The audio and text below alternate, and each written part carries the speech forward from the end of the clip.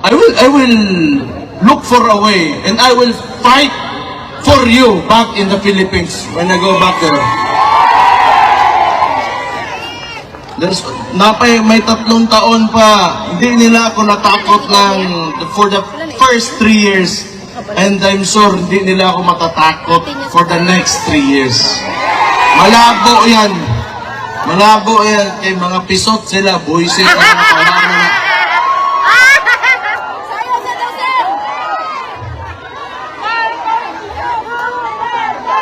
As long as we remain to be peaceful and God-fearing Filipino citizens, believe in the have aspirations for our country. Andun naman kami lahat, yung mga kababayan nyo nandun, lumalaban talaga kami. Lahat naman tayo, ang problema lang talaga sa Pilipinas because of very centralized government, yung mga nasa taas, may mga posisyon, yung mga matagal na political dynasties, gusto ng ganun because they can maintain their power.